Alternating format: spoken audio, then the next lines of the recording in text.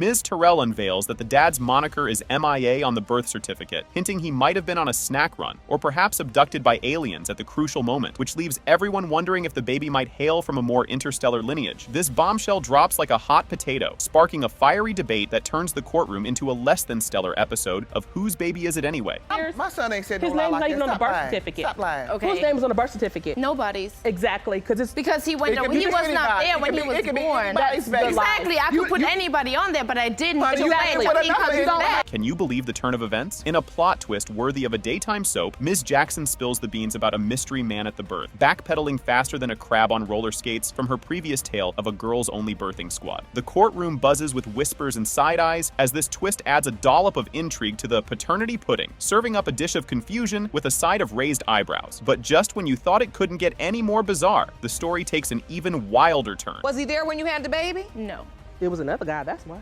There was nobody else there but my mom and my sister. Your mom is in Germany, so you said, when did these people come? My mom over here in the States. Hold on to your hats because this next part is a roller coaster. Just when you think it couldn't get more, Jerry Springer, a family member, jumps up, branding the courtroom ensemble hookers, possibly mistaking the legal proceedings for a reality TV audition. The allegation that her son is a serial baby daddy contender adds a pinch of melodrama and a dash of absurdity, proving that family gatherings aren't dull if they're held in a courtroom. And if you thought that was jaw-dropping, the saga continues with an even more surreal debate. Sick of all these little hookers trying to say my son is the daddy. I'm sick of it. I get babies dropped off here, dropped off there. I'm sick I'm not of dropping it. it. But And Miss, it's- what 'cause she that does- baby is not. Here's the thing that she does. It is. Here's I'm the sorry. That's a lie. Yes, it is. No, That's it's a lie. not. That's a lie. First of all, she's a liar because you just had a wild sex party that got shut down by the police station last week. No. You won't believe what's next. The Great Nose Bridge debate takes center stage as family members squint and speculate, turning the courtroom into a bizarre anatomy class. Amidst claims that our family noses are unmistakable, the poor baby's schnoz becomes Exhibit A, proving that in the world of paternity disputes, it's all about the nose, apparently. But the drama doesn't stop there. Wait until you hear what's thrown into the mix next. He's a handsome guy.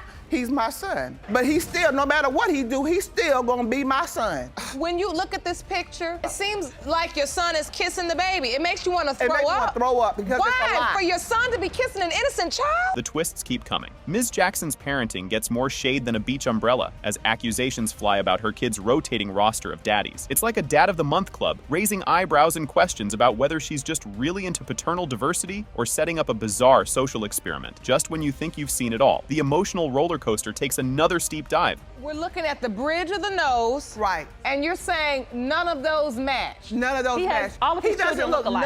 nothing like my son. All of his Not a kids, thing. they look alike. His youngest two, his youngest daughter and his son, the people think that they're twins because they look identical. It was about a month ago. I was coming home from work and I heard her tell another guy who was out in the parking lot.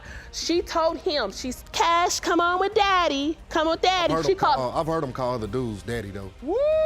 Let me I've explain heard him, that. I've heard him say that. The drama intensifies. Ms. McBirth, on the brink of a soap opera-worthy breakdown, laments her soap opera-worthy life, echoing the exhaustion of anyone who's ever sat through a family dinner that went sideways. Her exasperation is so palpable, you'd think she was auditioning for the role of exasperated woman in a telenovela, highlighting the universal appeal of just being fed up. But the curtain hasn't fallen yet. The finale promises to be a showstopper. Prepare for the grand finale. Judge Lake drops the mic with wisdom that could double as life advice from a wise but slightly sassy aunt, reminding everyone that it's the kid who matters most amidst the chaos. He got Okay, I did hold want to on, see hold this man on. take care of it. Hold on, stop talking, because finally Miss McBirth is speaking the real truth of what she's really frustrated about. I've been through hell. Every time I look around, it's a baby here, it's a baby there, and I'm the one stuck helping, gotta feed them, take care of the clothes, and keep them while the mom and daddy either go to work or run the street. I'm glad I'm in this chair, because I get to see the big picture. The big picture of this is, she's not sick of the baby, she's sick of you. Because you running around here. You running around here, you having babies. She just said it. You are Elijah's father. No! That's a lie! That's a lie! That's a lie! Mr. Hendricks, with the drama turned up to 11, professes his undying love and eagerness to play peekaboo and change diapers, despite the looming shadow of the paternity test that threatens to cast him in a non-biological role. Amidst his poignant soliloquy, he humorously contemplates whether his future involves being the cool uncle instead of dad, underlining the tragicomic essence of his predicament. The tension rises as Mr. Hendricks, perhaps naively, plans a future family barbecue, all while wrestling with the fear that he might just be the guy who brings the potato salad. Oh, I love him, that I want to be there for him. Before I go to jail, please keep in contact with me, and all that type of things. And ways, I feel heartbroken. And then I was like, yeah, that's what started giving me more doubts. After gaining more doubts about the situation, you know, Mr. Hendricks here that's on the side of me, you know, he started to, one day we went out. No, that's not true. And, you know, he started telling me things about that he seen the ex-boyfriend, you know, at the house, or at the time that me and her was talking. And that, for me, it broke my heart, you know, because I do love her. You know, I do want to be with her, and tests do come back saying that is my son.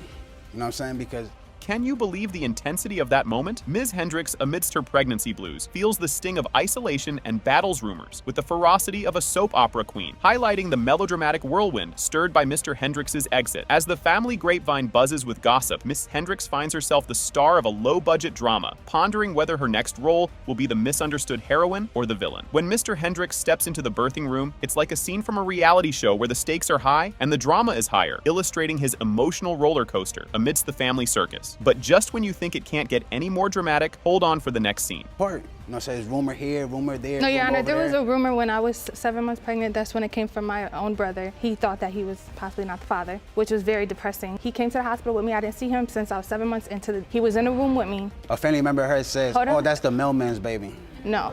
You know, that for me. While you were at the hospital? No, that's when we had a family gathering. Just when we thought we'd seen it all. The narrative thickens as the couple wades through a quagmire of hearsay and heartache, with their love story teetering on the edge of a tabloid-worthy plot twist. Their journey, rife with theatrical tension, could give reality TV stars a run for their monies, as they parse through a tangled web of he said, she said, under the unforgiving spotlight of suspicion. Mr. Hendricks' heartache over his ex's cameo in this saga adds a layer of irony as he navigates the blurred lines between past passion and present predicaments. But the drama doesn't stop here. The courtroom awaits with even more surprises. That her family member came and said, and light skin, said, oh, that's the mailman's baby. My reaction when they said that, I was mad. I walked out, I didn't know what to do. And then an ex at there, whatever time it was, for him to say, oh, that's my son, I love him, I can't wait to see him. When I get out of jail, I want to just keep in contact with you. The drama reaches new heights as the courtroom turns into a stage for the family's dirty laundry. The drama unfolds with the intensity of a primetime legal thriller, peppered with personal vendettas and tearful testimonies. Each witness adds a dash of spice to the narrative stew, creating a plot so intricate it could inspire a best-selling novel. Amidst the legal jargon and emotional outbursts, Mr. Hendricks fantasizes about a plot twist that would absolve all doubts, perhaps involving a long-lost identical twin or an alien abduction. And if you think this is the climax, the next chapter in the courtroom will have you on the edge of your seat. Her ex, the number to get in contact back and forth, all about the baby situation. For me, it really bothered me and it hurted me, you know what I'm saying? Because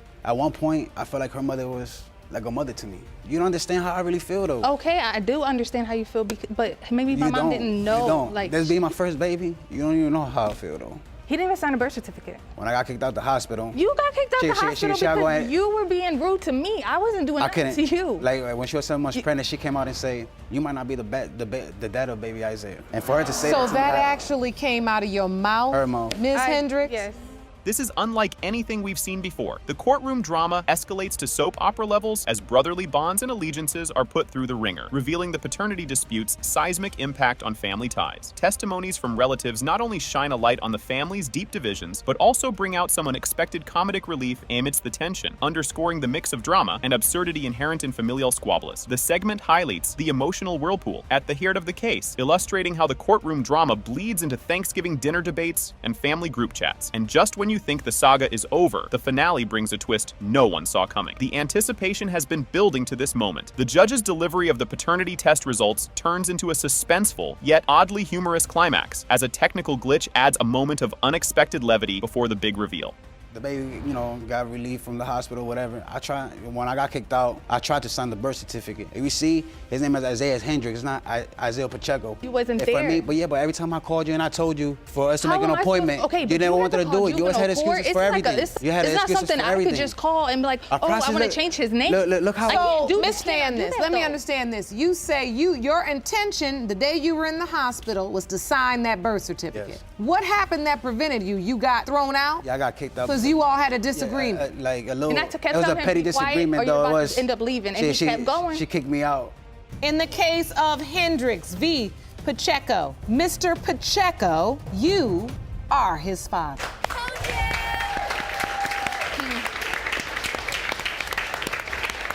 That's good. My nephew has a father. That's good. Ms. Knight spins the yarn of her pregnancy saga with a flair that almost makes you forget the gravity of the situation. She jokes that her love life is so complicated, it could have its own reality show spin-off, keeping up with the paternity. As she recounts the flip-flopping affections and bewildering decisions, she wryly notes that even a seasoned soap opera scriptwriter couldn't have penned a more convoluted plot. When discussing how both potential dads reacted, she deadpans. At least nobody's on the run, yet turning a tense narrative into a cheeky cliffhanger. Yes. But you knew all the while, deep inside, that you had cheated on Mr. Davis with Mr. Bailey. Yes. And so Mr. Davis passes away. At that point, do you tell someone about this secret? The only people who really knew was Mr. Bailey's, some of his family members. No. So, Mr. Bailey, you and your mom are here in court today. Yes, Your Honor. Do you remember hearing that she was pregnant with Jamari, an older child? No, I knew she was pregnant with Jamari. The hospital scene unfolds with Mr. Patterson donning the role of an overly eager, perhaps misguided, protagonist in the birthing saga. When the naming dispute arises, Ms. Knight humorously suggests that they compromise and name the baby Maybe Patterson, keeping their options open. She quips about starting a new trend in baby naming, keeping it ambiguous until all paternity doubts are cleared. Amid the high stakes of naming their newborn, she muses, well, at least we're not considering Baby McBabyface, lightening a tense moment with her wit. But hold on, the drama escalates in the next scene. When I first found out I was pregnant, I didn't have the guts to even tell Corey that I cheated because I was like, I was in love with that man. So when I told Mr. Bailey, I told him second after I told Mr. Davis. And what Mr. Bailey said was, that's my baby. Did you say that, Mr. Bailey? Did you say that's my baby? No, how am I going to say that's Him and his cousin was saying that. Excuse me, can I say something? How am I Can I going to say that's my baby? Because you know you slept with me. Because you know you slept with me. But that's not my baby. Is that Mr. Bailey's son? You said no, it's not.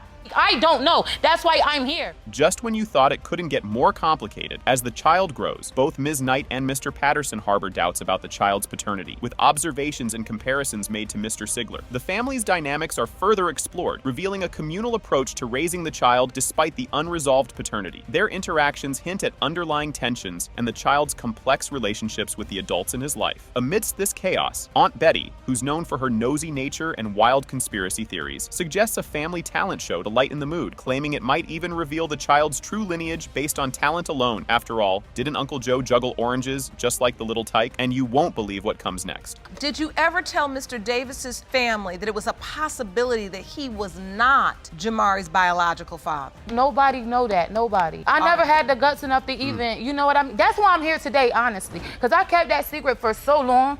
I was young. I didn't know how to say it. It would hurt. You know what I mean? He dead now. So he's saying he don't know if he could be the dad. What he told me Friday was, if both of these kids come out mine, I'm going to marry you. That junk getting on my nerves. Well, listen, I know you are upset, and I know this is hard, and I know this has been a lot of stress. In a twist no one saw coming, the court reveals the results of the paternity test, confirming Mr. Sigler as the biological father, which brings a mix of relief and heartache. Mr. Patterson expresses his emotional turmoil, but acknowledges the importance of the truth for the child's well-being. The reveal prompts a re-evaluation of familial bonds and legal responsibilities, emphasizing the need for honest and constructive future interactions. Meanwhile, the family dog, Whiskers, seems to accept Mr. Sigler with newfound respect, almost as if he understood the human drama, wagging his tail in what appeared to be a canine nod to paternity confirmation. The emotional roller coaster doesn't stop here. Prepare for the emotional fallout to hit its peak. Following the paternity revelation, there is a significant emotional response from all parties. So we got that out the way, but what we don't got out the way is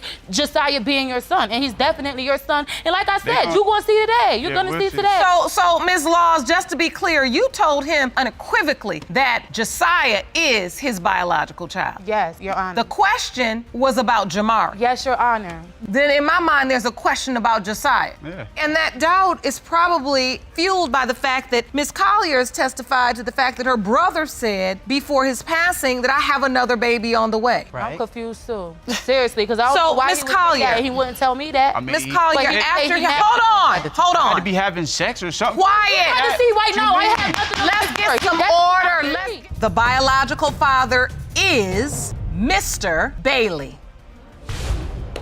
So, after all of the doubt, we now know Josiah is your son. Okay, How do you feel? cool. I feel a lot better now. The story kicks off with Ms. Knox wanting a DNA test to show her ex, Mr. Bailey, that he's really the dad of their 1-year-old boy, Cash. She's tired of him saying he's not the dad, thanks to his mom's meddling. And she's also asking him to cough up $3,180 for baby stuff. This is where the drama starts. Ms. Knox, you are seeking a DNA test to prove to your ex-boyfriend, Mr. Bailey, that he is the father of your 1-year-old son, Cash. You claim the only reason he's denying your son is because of his meddling mother. Not only do you want to establish paternity, you are also suing for child-rearing expenses. Can you believe the turn of events? Grandma Bailey thinks Ms. Knox is after her son because he might become a famous dancer soon. She accuses Ms. Knox of wanting to get rich off their kid. This twist makes us wonder if Ms. Knox is really after the money or if there's more to the story. Just when you think you've seen it all, the next moment will leave you even more astonished. Ms. Bailey, you claim your son is a famous dancer and is about to hit it big. Both of you claim Ms. Knox is pinning a baby on your son because she is after his fame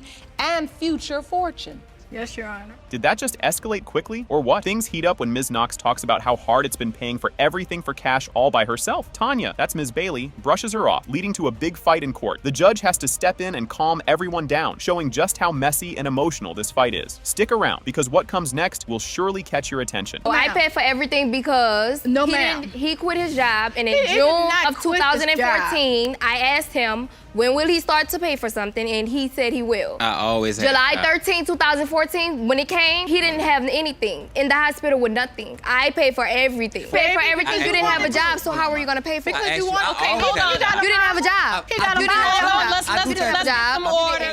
Hold on, things are about to get even more interesting. Ms. Knox shows off her receipts, proving she spent $6,160 on Cash. She says Mr. Bailey should help pay half. Mr. Bailey mentions he paid for Cash's circumcision, trying to prove he's involved, but also questioning if he's really the dad. This bit shows how complex and tricky their argument is. And just when you thought it couldn't get any more complicated, wait for what's coming. I haven't seen anything from it, Mr. Bailey. So these are receipts for a car seat, walker, a stroller, car seat, swing, baby expenses. They total $6,960. Yes, ma'am. Half of which is $3,480, which you say he would be responsible for. Yes. You won't believe what happens next. Mr. Bailey starts doubting he's Cash's dad because of Ms. Knox's texts with other guys and her social life. This gossip adds another layer of drama and makes us question who's telling the truth. The saga continues with an even more shocking revelation up ahead. What? What kind of tweet is this, Mr. Bailey? It's a joke because who does that? Like, what type of I have two kids. You wrote I have it. 2 kids. No, did you tweet this? Yes, ma'am. I have 2 kids. What is it about? I mean, it's me making a joke. Like, I have 2 kids. Like, who does that? Who keeps receipts? I don't keep receipts on my children. Like, I don't, you know what I'm saying? So what, you're being sarcastic in this tweet? Right. Your Honor, I never...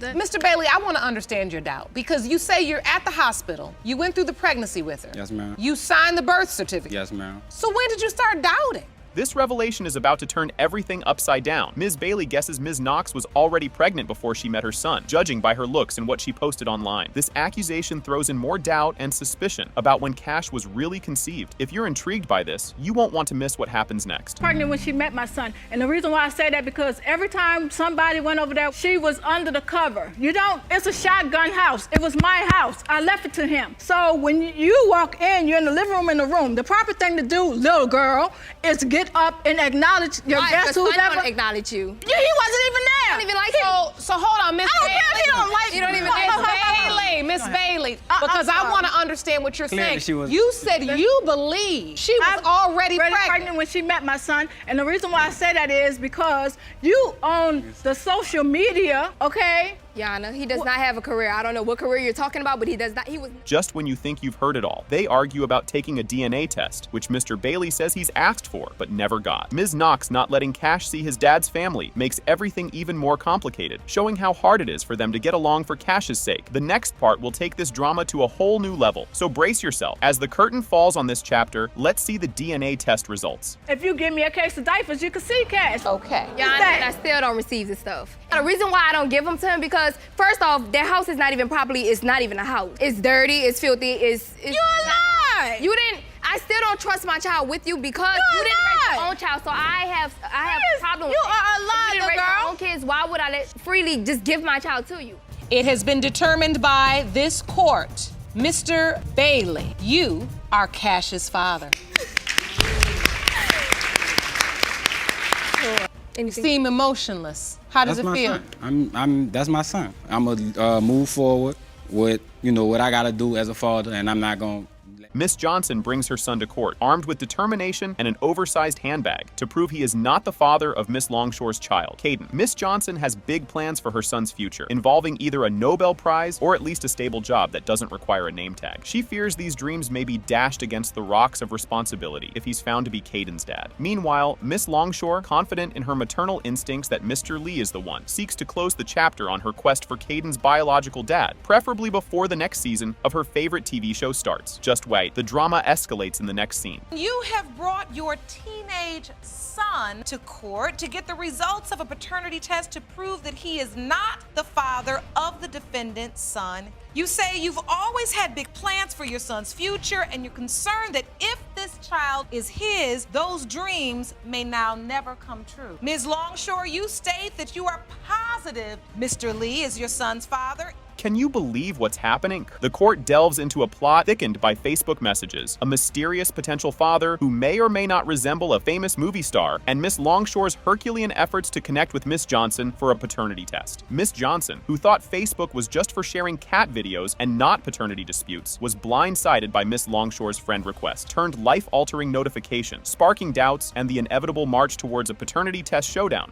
Brace yourself. What comes next will catch you off guard. And just when you think it can't get any weirder, buckle up for the next bit. There's no reason for me to just accept a child when he was 5 months old when I got the Facebook message. But I told your son before he even hit 5 months old. He did. That's not my fault that your son didn't come and tell you. But you also told him that it wasn't his. So because it could have been a possibility it was somebody else's. Right, so that's why he didn't tell me. Because why face my wrath if he don't even know if this is his kid? Like, we never even saw her pregnant. We never saw pictures of her pregnant. It was like just a baby out of nowhere. Pregnant. You were tagged in my sonogram before you deleted me. What are you talking about? You never added me. Beyonce was. You never added me. Yes, I did. I never saw a sonogram. I've never seen you on Facebook. We can get some order in the court. Judge, I've never seen a sonogram. No, I'm on tagged in a sonogram. I want to understand, you tag his name in the sonogram. I tagged his Facebook in the sonogram, yeah. So my point is, did you tag him and the other guy? No. Your Honor, I'm his Facebook friend. She did that, I would have seen it because that's why I have a Facebook page to keep tabs on him because I know when they go out there, they're going to be doing stuff. I'm not crazy, so I check up on him. I don't know what she's talking about. Miss Johnson, you don't have to explain to me. I'm friends with my nephew on his Facebook page, too. Just when you thought daytime TV couldn't get any crazier, accusations of manipulation and lack of responsibility are voiced, with both parties defending their actions and intentions. This highlights the conflicting narratives and the challenges in determining accountability. At this point, it feels like watching a ping pong match where the ball is made of pure drama, and each hit back and forth adds another layer of he said, she said. The anticipation builds as we move to the climax. And guess what? The real drama is just around the corner. And so what happened that day? You couldn't find any football to think about? Like, what are you making it seem like this is just me or something? There wasn't like, no game on. How is it just my fault? How is it just my fault? You had sex with me too. I didn't have sex with myself. Like, come on now, get it together. Why didn't you think smart enough when to you're put a gonna come condom over on? every day I don't and walk just around throw with it at me, condoms. I can't say no forever. If you're gonna come over every day and just throw it at I me, didn't like, come to your house some? every day, so stop lying. Stop trying to make me seem like I'm a hoe. Did you want to be more than a friend? I did like him, and he needs to stop acting like he didn't like me back, because you was telling everybody at school that you liked me. So stop acting like you didn't. 'Cause you're getting shut down. Don't do it. She was a nice young lady. She seemed very respectful, and I thought she was cute. I didn't really have a problem with her. Even the day that she left, because both of us was homeless at the same time, staying at the motel, okay? That's where we lived. She left before I did. It took me about a year and a half to save up enough money to actually have an apartment to get out of the situation. And we didn't have anywhere to go because they don't have like shelters and stuff sitting around in Florida. You gotta make it happen. So that's what we did until I got the Facebook message, and I'm shaking inside because I'm working 2 jobs. What the hell are y'all doing? Seriously. And you're right. You are completely right. You are completely right. This is how I feel. If you get pregnant, that's your responsibility. And I am. Mama's baby, Papa's maybe, sweetie. And I am. If he had the baby, you know that that's my grandchild. I'm sorry. So you gotta stand up and do something or fall for everything. Hold on to your hats, because as the moment of truth unfolds, in a room that's buzzing with tension, anticipation, and maybe a bit too much aftershave, the DNA results make their grand entrance, carried in by an overly serious lab technician who clearly missed his calling as a dramatic actor. With a flourish, he announces, "But wait, there's more drama ahead than an entire season of soap operas." Because whether he decides to use a condom or use protection, this is him or any man. Make the call, because it's your body. You're absolutely and correct. every woman in this room that's a mother knows. At the end of the day, that baby's looking right at you. And Mr. Lee, Yes, Your Honor. it's only so long you can hide behind your mother. Now, the results were prepared by DNA Diagnostics, and they read as follows. As it pertains to 18-month-old Caden Longshore, Mr. Lee, it is without question, you are Caden's. I told you! Told you! I ain't got nothing left to say. Kiss my... Can I see my grandchild, please? The gavel drops, and so does the bombshell. Mrs. Smith drags her soon-to-be ex-husband to court, itching to prove he's the daddy of their adorable munchkin, Christina, affectionately known as Cookie. Despite Mr. Smith's John Hancock on the birth certificate, establishing his VIP status in Cookie's life from day one, Mrs. Smith's doubt-o-meter starts to ping like a microwave at dinner time as Cookie starts picking up traits that suspiciously don't include her dad's infamous snore. You won't want to miss what's next. Did you allow your husband to sign the birth certificate and initially believed he was Cookie's father? But as your daughter got older, she no longer looked like him. And now you believe another man is her dad. Is that correct? Yes, Your Honor. In the beginning, we actually met in middle school. We went out through, I want to say 7th, 8th grade. And then we reconnected after high school. All right, and you dated, fell in love? Right, we actually got married. Okay. We actually ended up getting new phones around that time. And you know, I saw text messages, some photos between my wife and some other cat. What did you see? What was the exchange? I miss you. You know, when you miss a person, you've seen them before. You know, nude photos. Oh. You know what I mean? And nude photos of your wife or of the man? Excuse me, Your Honor. I've never seen any of these alleged text messages that he's talking about. Did you send them? I mean, even if you hadn't seen them, did you send them? Yes, ma'am. Okay. Then he's seen them. So what happened, Mr. Smith, when you see these text messages with nude photos and I miss you? I basically, you know, I let my parents know what was going on, and I packed up and I left. I had to. So you then called your family member, your mother. Right, just to, you know, because she's my support. You know, she helps me on everything. You know what I mean?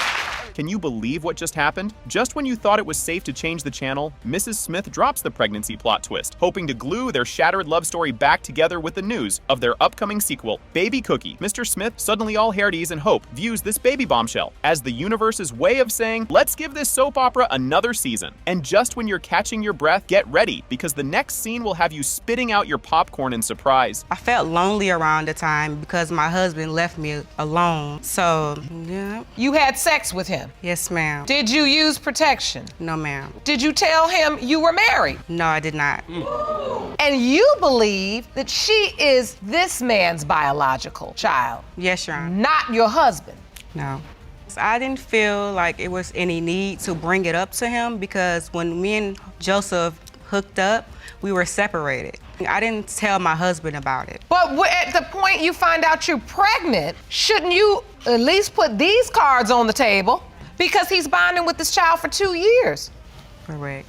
You won't believe what's coming next. The Grandmother's Perspective, featuring Toni Brooks, aka the family's unofficial FBI agent. She dives deep into the soap opera that is her son's marriage, shedding light on the family drama with the finesse of a seasoned gossip columnist. According to her, the marriage's health meter is blinking red, signaling more drama than a season finale of your favorite TV show. Her colorful commentary doesn't just highlight the stormy seas of their relationship, but also the little life raft, their innocent child caught in the whirlpool. Through her eyes, we see not just the strain on the family fabric, but the occasional comedic relief that comes with dealing with her son, the kind of guy who thinks marriage counseling is a new TV series binge. Her take on the situation? It's a mix of concern, disbelief, and an unshakable hope that maybe, just maybe, her next family gathering won't feature in the emergency services diary. And hold on to your hats, because what comes next will knock your socks off. I've never thought they should have been together in the first place. I always feel like their relationship is just toxic. It doesn't work. At what point do you even find out about Mr. Prater? I kept asking him, like, what's wrong with you? Like, what's it? He wouldn't tell me. And he finally was like, look, I gotta show you something. And he goes, he pulls up the Instagram, just puts it out there. He was like, see,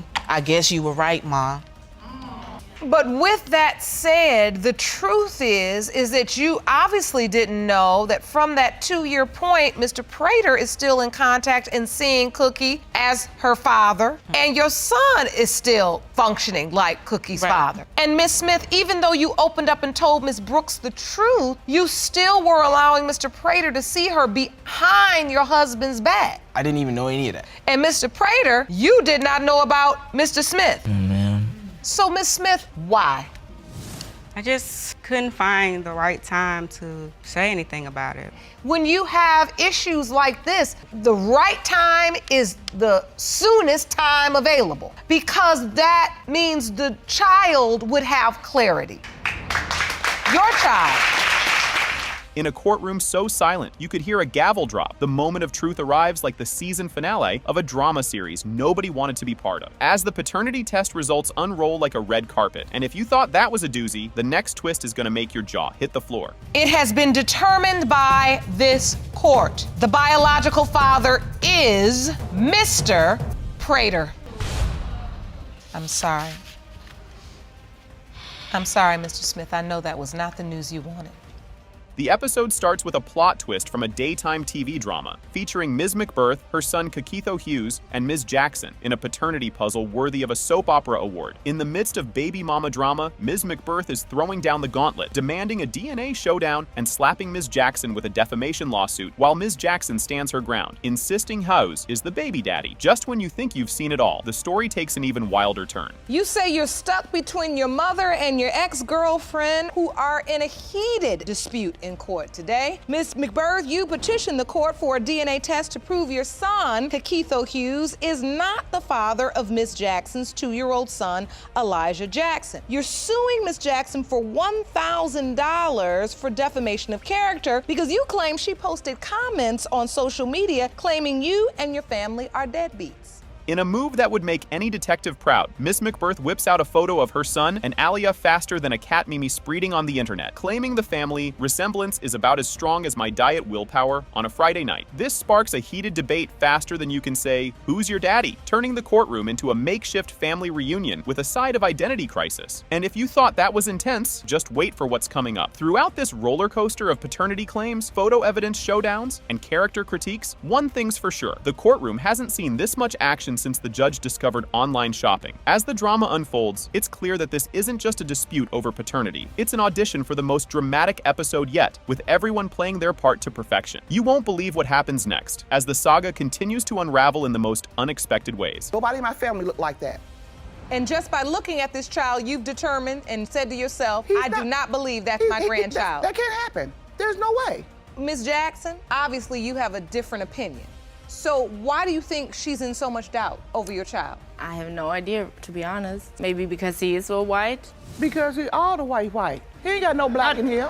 Everything I see got powder puff on it. I don't see no chocolate nowhere, okay? No, ma'am. Whatever. Was he the only person you were intimate with during that time? Yes, ma'am. Now she knows she lying. She lying. Yes, ma'am. Has been in our life. She's never was a girlfriend. You are a vampire. You are just a fly-by-night. We didn't know anything about you. He's been in a relationship for 10 years. Mr. Hughes has. 10 years. In 10 years. Babies he's been by another for 2 woman. years, and for 10 those years. are my grandchildren. All she has done is she's been trying to put the baby on us. I can't believe the audacity of the accusations flying. The episode takes us on a roller coaster through the tangled web of family drama, where Ms. McBirth and Ms. Terrell serve some serious tea about Ms. Jackson, accusing her of basically trying to drop off the baby like a surprise package from an unknown sender. This opens up a can of worms, highlighting the family feud that's more complex than a season of soap operas. And just when you thought it couldn't get any more twisted, hold on for the next scene. I seen him at the doctor's office where I was taking his real children to the doctor, and it was a newborn, and I walked past him, and I kind of glanced over there, and I seen this little white baby. I knew it wasn't mine, and I ain't had nothing else to say or do about it since then. That child is not my son's baby. Elijah is very white. She told me she didn't know who the father was. First she's changed her story up different times about who's the father. At first, when I first met the girl, she said, okay, I asked her, I said, okay, this is my brother's baby. She said, yes. I said, do you know or do you think? So when we asked while she was pregnant, we asked her for a DNA test. And what did she say? She was like, oh, okay. She was all for it. At that time frame, she was all for it, the DNA test. Ms. McBirth, who's clearly had enough of what she calls the grandchild subscription service. Her son seems to have signed her up for, airs her grievances. It's a vivid illustration of how her son's carefree distribution of his DNA has turned family gatherings into episodes of Guess Who's Coming to Dinner. Stay tuned, because the drama escalates in ways you won't believe. Sick of all these little hookers trying to say my son is the daddy. I'm sick of it. I get babies dropped off here, dropped off there. I'm sick of it. But it stops today. That's the thing that she does. Here's the thing. That's a lie. Yes, no, that's it's a lie. Just had a wild sex party that got shut down by the police station last week. Hello, ma'am. Yes, you did. Yes, you did. Some hoes in this That house. is not Yes, it is. Miss McBird. Yes, it is. Why is your neighbors complaining about the sex that goes on in your household? There was no sex going on. No. How you know Read the police report if you want to. Read the police report. The debate heats up as they start comparing the kids' curls to the family's varying hair textures and examining Hughes's rainbow of a family tree. It's like they're trying to solve a mystery with a game of Guess Who instead of genetics. This quirky interrogation session eventually leads to the much-anticipated DNA test reveal, turning the moment into a reality TV finale that nobody wants to miss. Trust me, what comes next will leave you speechless. Do you believe you are Elijah's father? I just gave him the benefit of the doubt because I'm biracial. My father's white, so That child is not my son, okay? She got men coming and going in and out of her house. My father's a brown-haired, blue-eyed dude, so.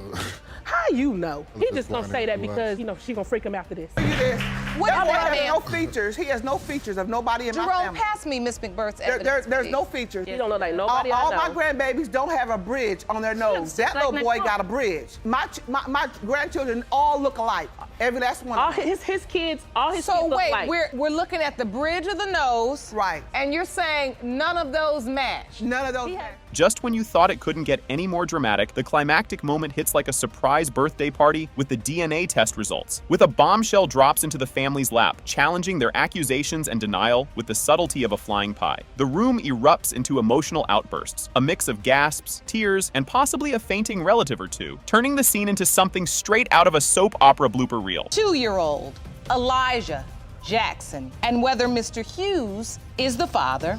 Mr. Hughes, you are Elijah's father. No! That's a lie! That's a lie! That's not true! No, that's a damn lie. I'm sick of that. Oh, God! Somebody fix it. We're gonna get something right now.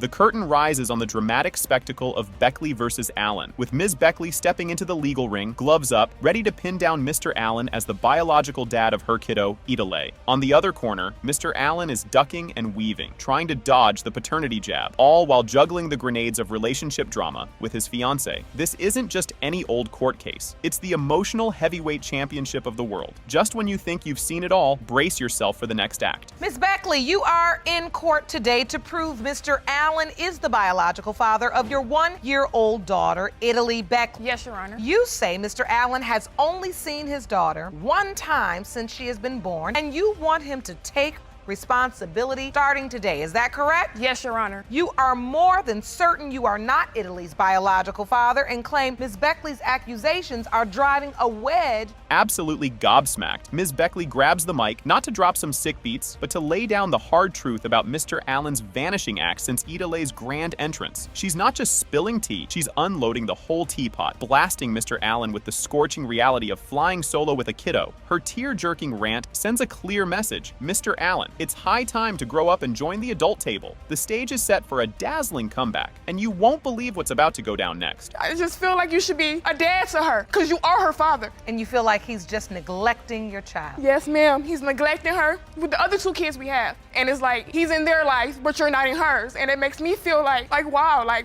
really? Look at her. Hold your horses, here comes Mr. Allen, storming the stage with a plot twist juicier than a gossip magazine. His doubts about being Italay's dad, thanks to the wibbly-wobbly timing of their breakup. The air's thick with suspense as they exchange blows over Italay's backstory, turning the courtroom into a soap opera stage. It's a mix of Maury and Sherlock Holmes all wrapped in one. And guess what? The drama's far from over. You're gonna want to see what's coming up next. Germany's and Xavier's birth certificate, hers is not signed. So the first one is for Germany, Jacqueline, and Allen. Father's name's there.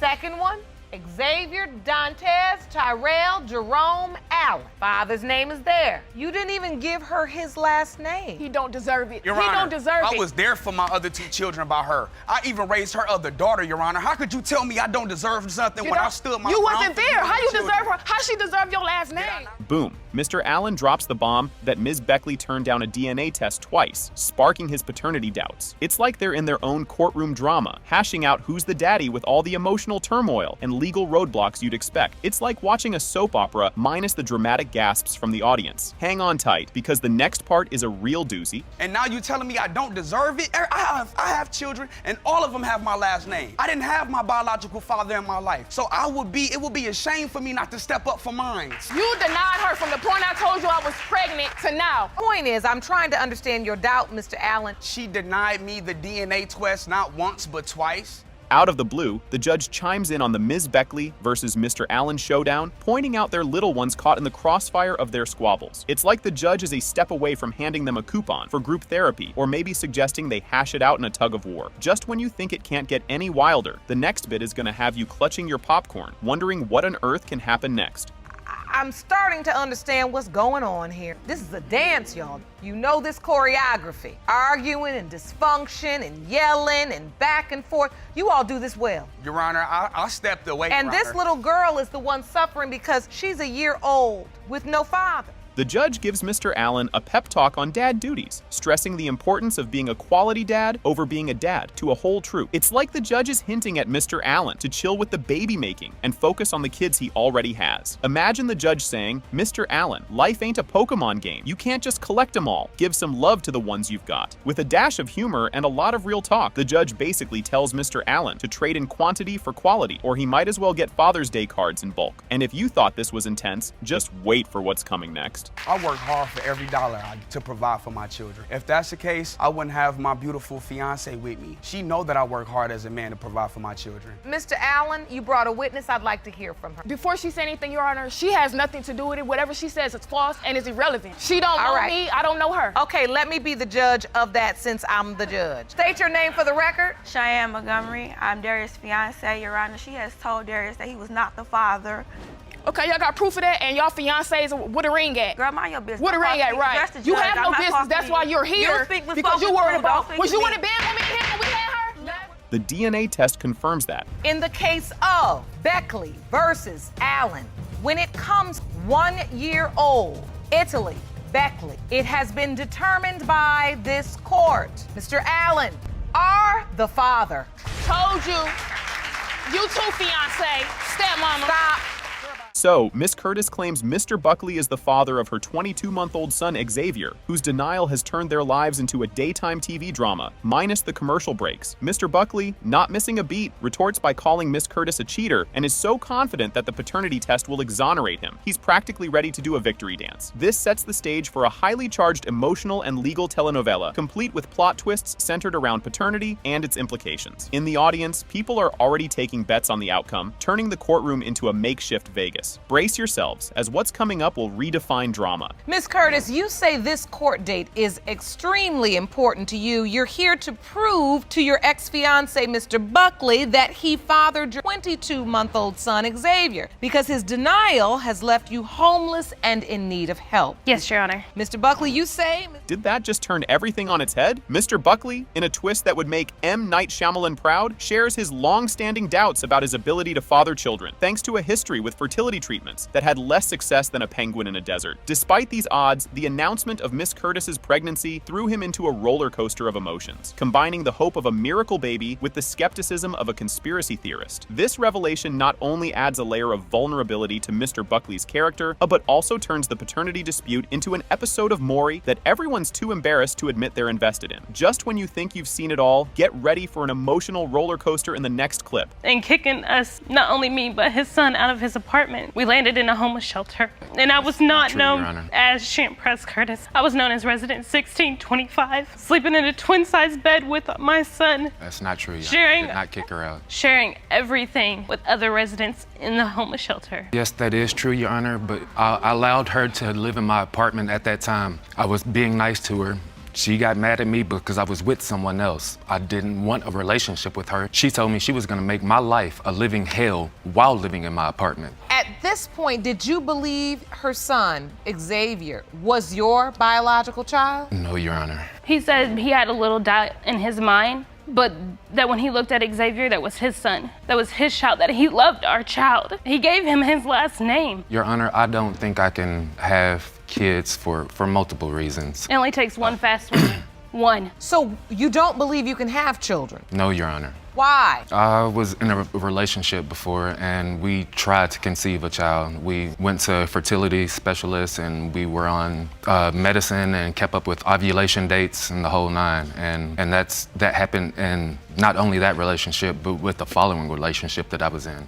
Could there be a hint of humanity after all? The birth of Xavier introduces a plot twist that could soften the heart of a stone gargoyle, with Mr. Buckley shedding tears at the hospital, suggesting maybe he does have a soul after all. Miss Curtis's recounting of this soap opera-worthy moment suggests that despite the chaos, there might just be a sliver of hope for a Hallmark movie ending. This scene elevates the drama from a simple paternity squabble to an epic saga about the possibility of love and attachment that transcends DNA tests and legal battles, prompting viewers to stock up on tissues. The stage is set for an even more jaw-dropping development. So take me to the day you gave birth. I was in labor for 13 and a half hours. Mr. Buckley was with me for the whole 13 and a half hours. I have pictures of him at the hospital. I'd like to see those. I ended up having to have an emergency C-section because little Xavier's oxygen level dropped and he was in distress. They took me in for an emergency C-section and my mom came with me. And when I woke up and they wheeled me by the nursery to see him, Mr. Buckley was standing there with tears running down his face. That was the moment that I fell in love with Mr. Buckley. He'd been standing there since he came into the nursery until I got rode to my room about 2:30. You won't believe your eyes with what's next. As the courtroom turns into a reality TV set, testimonies and accusations soar like pigeons in a park, especially when one witness decides to bring props to illustrate Miss Curtis's alleged escapades. The drama escalates faster than a soap opera cliffhanger, with both sides painting wildly different pictures of Miss Curtis's life and relationships during the baby-making season. This session not only highlights the struggle to find the truth in a sea of melodrama, but also makes everyone secretly grateful for their mundane lives. Stay tuned, because what happens next will leave you speechless. She is extremely promiscuous. My witness here can tell you a little bit about that later, but So you're saying, sir, in addition to your doubt, you also believe that Miss Curtis was very promiscuous at the time? Correct, Your Honor. I'd like to hear from your witness. Please stand, ma'am. Hello, state your name for the court. Anika Bunch. Ms. Bunch, you are Mr. Buckley's friend. All right. And what information do you have concerning Xavier's paternity? I have a lot of information. I actually brought a sketch with me. I would like to see it. The exhibit here, please step to it. This right here, Your Honor, this is my house, my back door. And this is Mrs. Curtis' front door. And as you can see, I can see everything. I see you. When we found out she was pregnant, she had a boyfriend. He passed away. There were other men. So what you're saying is from your back door. That's not true, Your Honor. I lived at the top of a hill. She lived at the bottom. In a courtroom scene straight out of a daytime drama, the big DNA test reveal drops like a bombshell. Results were prepared by DNA Diagnostics and they read as follows. In the case of Curtis versus Buckley, when it comes to 22-month-old Xavier, it has been determined by this court, Mr. Buckley, you are not his father. Oh, baby. The episode starts with Miss Chapman confidently tossing the paternity hot potato into Mr. Hayes' lap, insisting that little Maurice Hayes Jr., their adorable 2-year-old mischief maker, is undeniably Mr. Hayes' offspring. She claims his denial is just a side effect of his new romance, probably clouding his judgment like a thick fog of love or lust. Mr. Hayes, on the other hand, is stuck in a paternity pickle, admitting his doubts about being the father, despite having already signed the birth certificate and even throwing in a name for good measure. He's now pitching for a name change, faster than a witness protection program, if the DNA tests show he's not the dad, setting the stage for a family drama that's juicier than a Thanksgiving turkey. Just when you think it couldn't get any spicier, watch what happens next. Ms. Chapman, you and the defendant have an older child together, but you've brought him to court to prove your 2-year-old son, Maurice Hayes Jr., is his. Yes, Your Honor. You claim he was excited during your pregnancy, named your baby, but now denies him because he has a new girlfriend. Yes. Now, Mr. Hayes, you say you've always doubted paternity of Maurice Jr. Yes. And you're just trying to do the right thing by signing the birth certificate, but you now say he's not yours and you want the plaintiff to change his name when the paternity test proves he's not your junior. Yes, Your Honor. Because if he could take care of somebody else's child,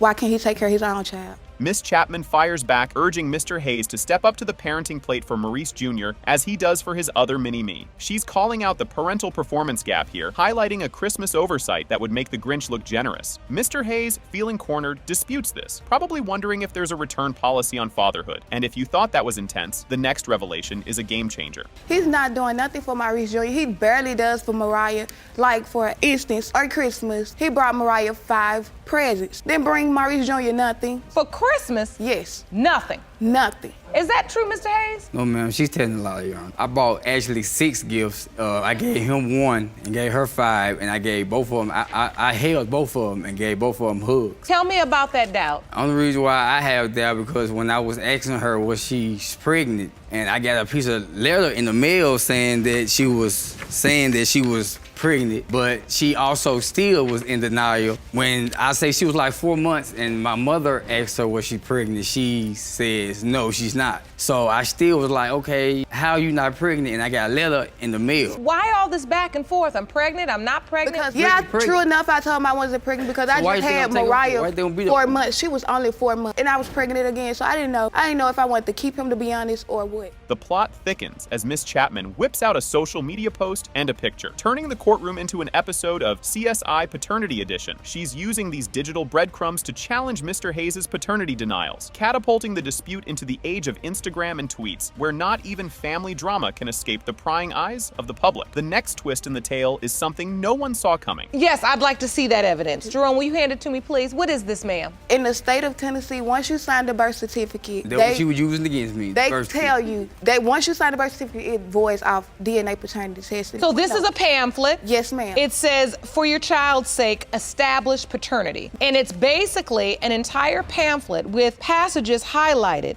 that talk about the issues you need to consider as it relates to paternity, signing a birth certificate, and if you have doubt, how you should not sign the birth certificate. It says parents should think carefully before acknowledging paternity. If either of you do change your mind, you have 60 days to rescind the acknowledgement in writing. If either parent has any doubts about who the father is, forms should be signed. I was just trying to be a good guy. She explained all that to me. I was just trying to be a good guy 2 weeks. He said he waited till the baby was 2 weeks, said the baby not his. That paper say 60 days. Why did he not write them?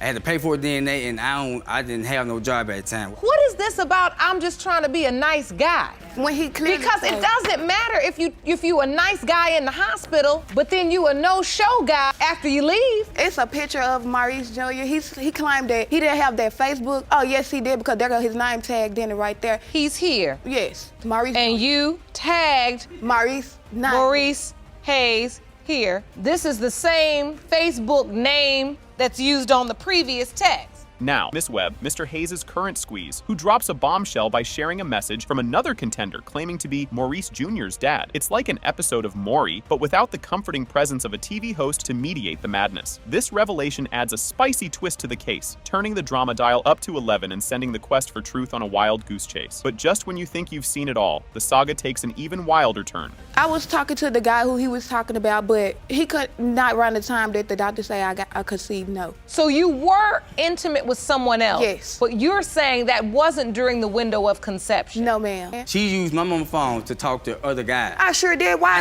I sure never. did, yes. Let's get this clear. Pumas, you mean we bought her Jordans? Yeah, Pumas Jordan, and Jordans. Air Force White Air One. Force Ones, black White Air Force One, but I never saw no white Air Force One or black Air Force One. And the one that I did see, I bought it by my pocket. Just when you thought it couldn't get any more complicated, the spotlight shifts to the tear-jerking and wallet-emptying aftermath of the paternity dispute. Both supposed parents dive into the emotional whirlpool and the financial tornado that their little tete-a-tete has spawned, discussing how their love saga has turned into a soap opera affecting not just their relationship, but the kiddos too. This chapter lays bare the heartaches and headaches of the saga, painting a vivid picture of the chaos unleashed by the paternity pandemonium. And believe it or not, the drama escalates even further in the next segment. This is my first time hearing about it. Saying, I would like to see my child. And he was talking about Maurice Jr.? Yes, ma'am. This is my first time hearing about that. Yes. And so, when you saw this text, did you confront Miss Chapman? Yes, ma'am. I called. I said, how did that guy get my number? She said, I don't know.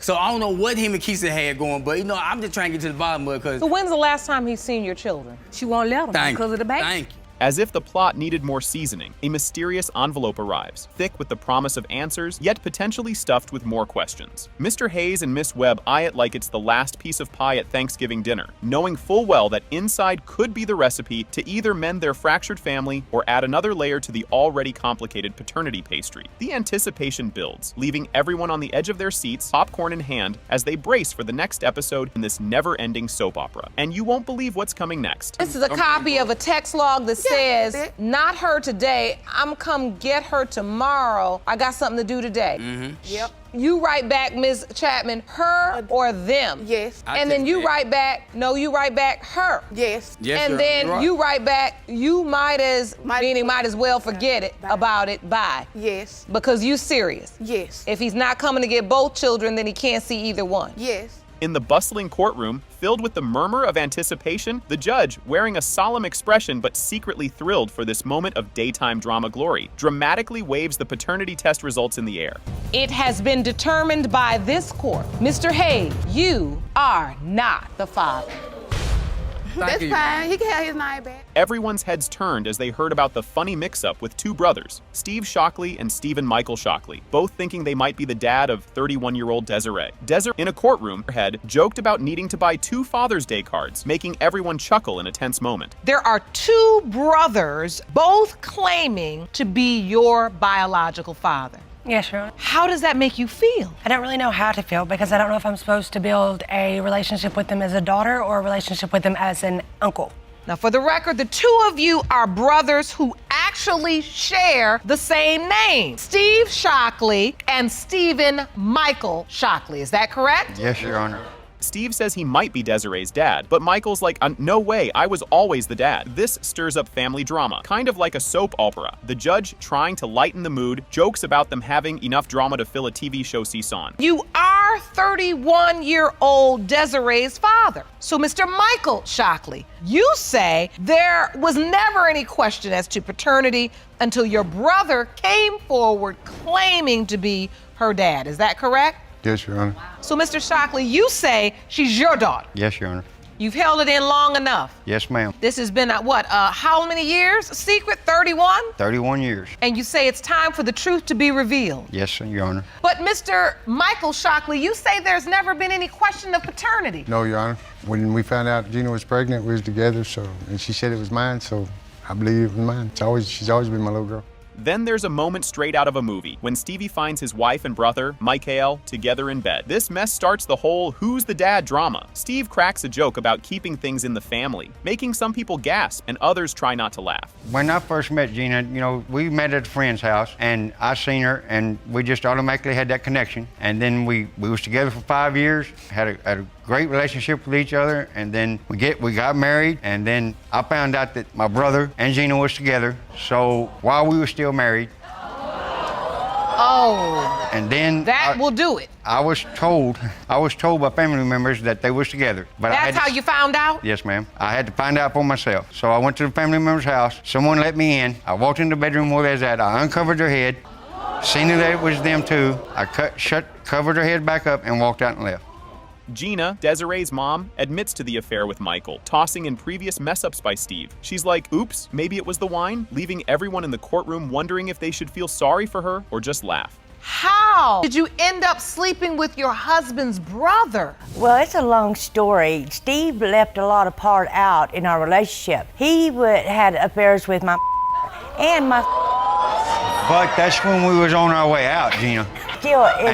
Still. Your husband slept with 2 of your family members. Yes, ma'am. And so in retaliation, you slept with his brother. Steve and Desiree finally talk about him being her dad, but it's super confusing and emotional for Desiree. He's trying to get away from you to keep Desiree from you, and that's not true. You always kept her away from me. Miss Groves, if you were able to admit to your daughter 6 months to a year ago that Mr. Shockley could in fact be her biological father, did you throughout these years have doubts of your own that you entertained at some point? I really, in my heart, I believe that Mike is her daddy. Mr. Pickett claims he may not be the biological father of his son after his wife admitted to an affair. Both are seeking a paternity test to see if their son is Mr. Pickett's biological child, highlighting a mix of hope, betrayal, and the desire to mend their broken family. It's like they're on a Maury Povich episode, but with less shouting and no audience to cheer them on. You claim that when your son turned 3, the defendant, your wife, admitted to you that you may not be his biological father. You have petitioned the court for a paternity test, seeking a definitive answer today with hopes that your son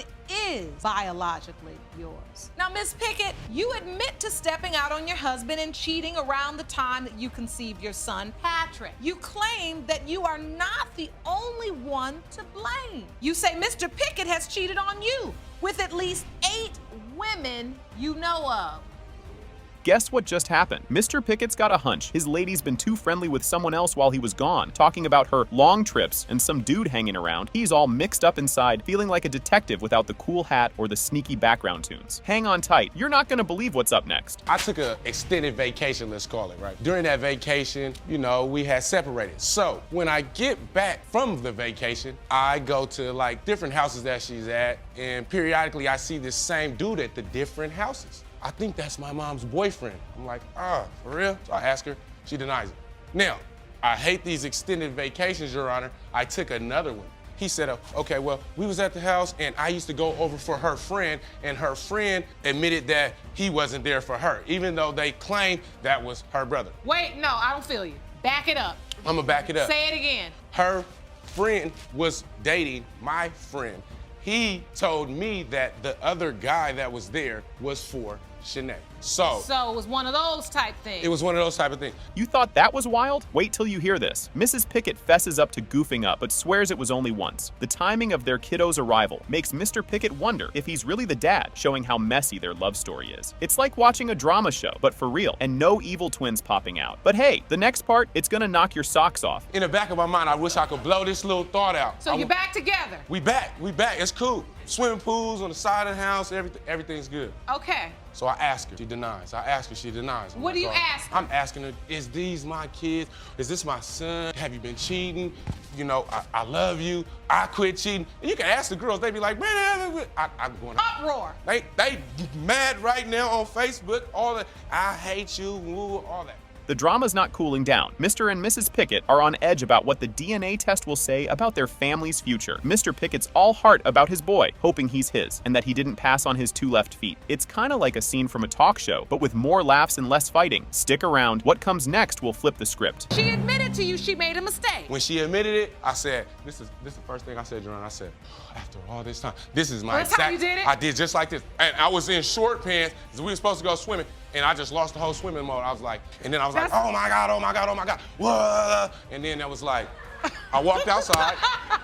I went away on vacation Anisha, I let my family down. I left you out here. You made some mistakes, so in the end, I'm gonna forgive you. Yes. That's what you were saying to her. Yes, it's over. I'm gonna let it go. And I'm gonna let it go, and we're gonna try to put this marriage back together. Based on the fact that I wanna be this little dude's. So the results of today's test are crucial for you.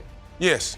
You love him and you're hoping that Yes. he's your child. Cause it's just like, this is my dude. Like, if you see me with him, you'd be like, oh, that boy loves his kids.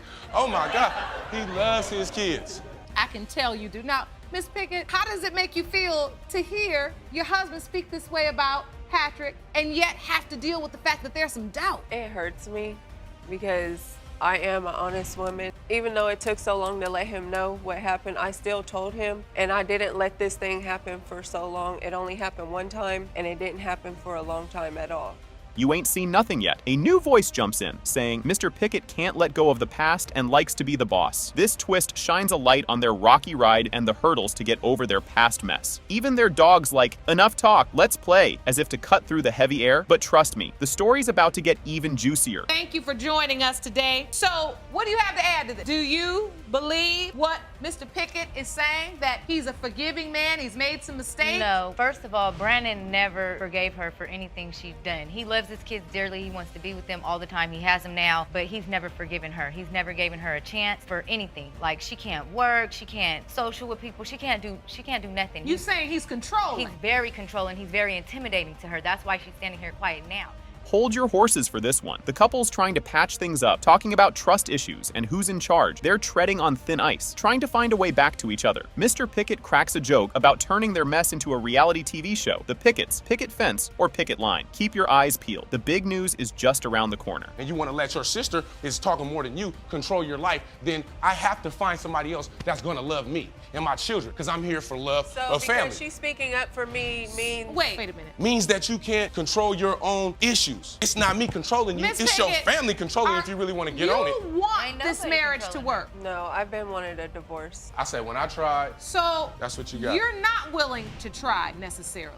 I'm fed up. I'm tired of everything. What all are the you- arguing, all the accusing. I mean, I did be honest and tell him. I told him a little too late, but I still told him, and the child I don't you're want to carrying continue now, to do keep you doing believe this. it is Mr. Pickett's child? Yes.